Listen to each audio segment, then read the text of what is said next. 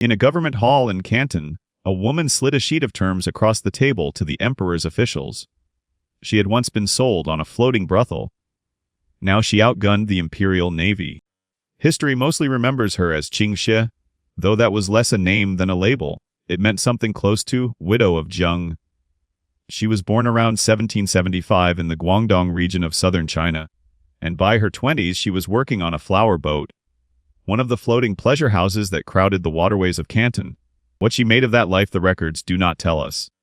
What the records do tell us is that in 1801 she left it to marry one of the most feared men on the South China coast. His name was Zheng Yi. He came from a long line of pirates, and he was chasing something bigger than a raid. The China coast in those years was a patchwork of small pirate bands, each preying on fishing villages and merchant junks, each too weak to challenge the state and too suspicious to trust one another. But Zheng Yi understood what the others had missed. Separately they were bandits. Together they could be a power the empire could not ignore. Over several years he pulled the rival fleets into a single confederation, bound by a written agreement and organized under colored banners. The largest was the Red Flag Fleet. By most accounts, the combined force swelled to hundreds of ships and tens of thousands of men, with some estimates running as high as 70,000.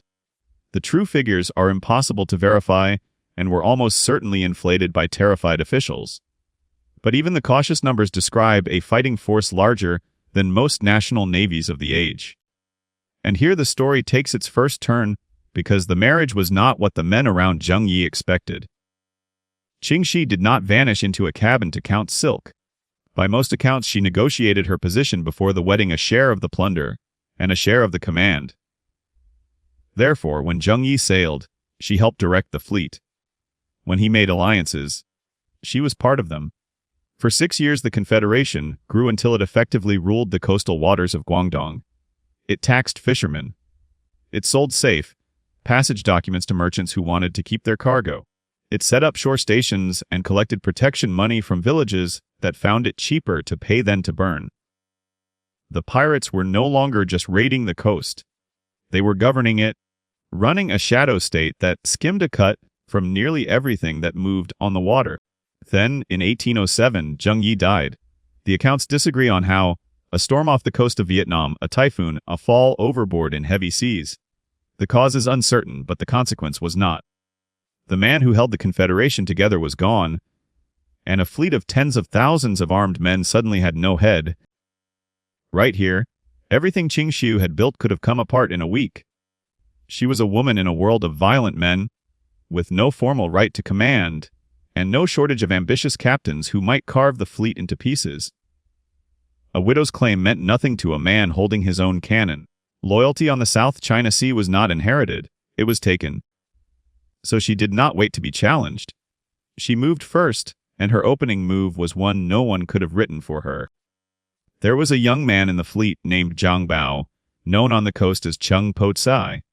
He was the son of a fisherman seized as a boy during a raid, and then adopted by Zheng Yi as his protege, and, by most accounts, his lover.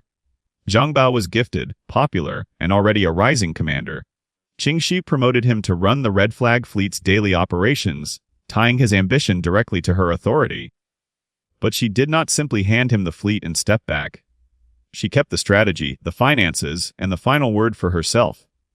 And in time she took him as her husband as well, binding him to her by every thread available. Power ran through Zhang Bao. It did not leave her hands. Yet loyalty at the top meant nothing if the fleet dissolved into looting and betrayal below. Tens of thousands of armed men, scattered across hundreds of ships, will obey a leader only as long as obedience pays better than mutiny. Therefore Ching Shih did the thing that truly separated her from every pirate who came before. She wrote a code, and she enforced it without mercy.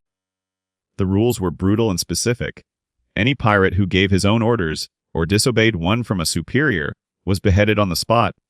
Anyone who stole from the common treasury, or robbed one of the coastal villages that willingly supplied the fleet, faced death. Deserters had their ears cut off, and were paraded through the squadron as a warning to everyone watching. And there was a rule that must have carried a strange weight coming from a woman who had once been sold to a brothel. It concerned the captured women. A pirate was forbidden to force himself on a female prisoner. He was permitted to take a captive as a wife, but only one, and then he was bound to remain faithful to her, and a man who betrayed that could be put to death. Whether those rules came from mercy or cold discipline hardly mattered to the result. A confederation famous for chaos became something closer to an institution, and an institution can do what a mob cannot. It can hold territory, it can plan campaigns, it can win. And it did win. When the Qing Navy sailed out to crush the pirates, it was the Navy that broke. Imperial war junks were captured and turned against their former owners. In 1808, a provincial admiral named Ku Lang led a force against the fleet and was defeated. Rather than be taken alive, he died, by most accounts by his own hand. Coastal officials sent panicked reports to Beijing describing an enemy they could not corner and could not sink. The emperor of the largest empire on earth could not clear pirates from his own doorstep, and those pirates were led by a woman who had once been for sale on a boat. So the empire looked outward for help. The Portuguese, who held the nearby trading colony of Macau, had heavy warships and a direct interest in keeping the sea lanes to Canton open.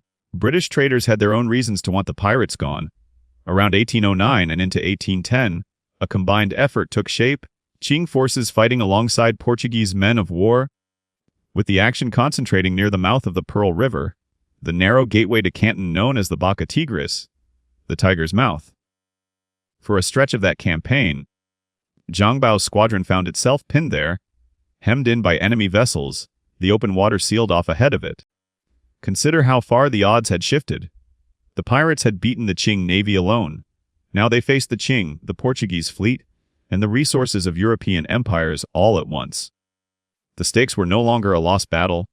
Failure now meant losing everything, all at one time. And then the Confederation began to crack from the inside, which was the exact disaster Ching Shih's code had been built to prevent. It struck anyway. A rival commander named Po Tsai, leader of the Black Flag Fleet, the second great squadron of the Confederation, had his own ambitions and his own grudges against the Red Flag leadership. In 1810, instead of standing with Ching Shih, he cut a separate deal. He surrendered to the government and brought his ships and thousands of his men over to the imperial side in exchange for a pardon. It was a hammer blow, and it landed at the worst possible moment. A huge share of her strength defected in a single stroke, and it defected straight to the enemy. The blockade pressed harder. The empire had finally discovered the one weapon that actually worked against her. It was not a better cannon. It was a better offer. A lesser commander would have fought to the last ship, or run until the sea ran out. Ching Shih did something harder to imagine.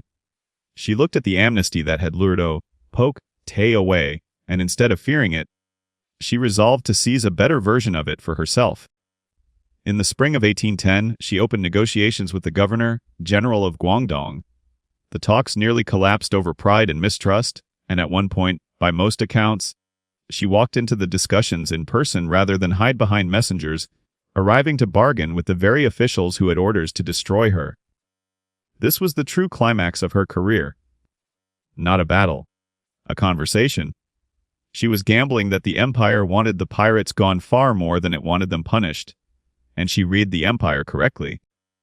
The terms she won were astonishing. The pirates would surrender, but most would keep their plunder. They would not be marched to mass execution or rotted in prison. A great many would simply go home.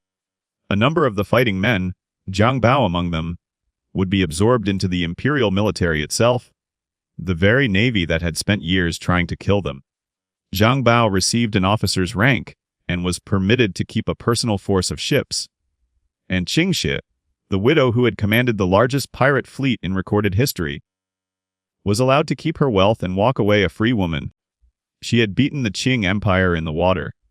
Then, when force alone might no longer carry her, she beat it at the table. The rest of her life reads like the strange calm after a storm that should have drowned her. She married Zhang Bao formally, and the two lived as a respectable military family until his death in 1822. Widowed a second time, she returned to Guangdong. By most accounts, she spent her later years running a gambling house, and by some accounts a brothel as well, a shrewd businesswoman to the last. She is said to have become a grandmother. She died around 1844 at roughly 69 years old in her own bed.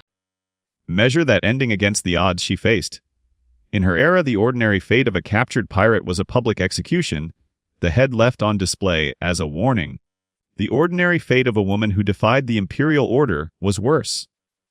Nearly every famous pirate of the Atlantic Golden Age, the Blackbeards and the Bartholomew Robertses, whose names survive in every telling, died young in battle or on a gallows long before old age could reach them. Ching Shih commanded more ships and more men than any of them. She terrorized a far greater empire than they ever did. And then she died an old woman with her fortune intact and her freedom untouched. She is remembered now, when she is remembered at all, as one of the most successful pirates who ever lived, by the one measure that finally counts at sea. Not how much you take, but whether you live to keep it. She entered the world as property to be bought and sold. She left it as the single person in the room an empire could not afford to destroy. The negotiators in that Canton hall held every advantage on paper. The treasury of an empire. Foreign warships riding in the harbor. A rival's entire fleet already surrendered and pointed against her. What they did not hold was a path to victory that did not run through her cooperation. And so the woman from the flower boat laid down her terms, and an empire agreed to them.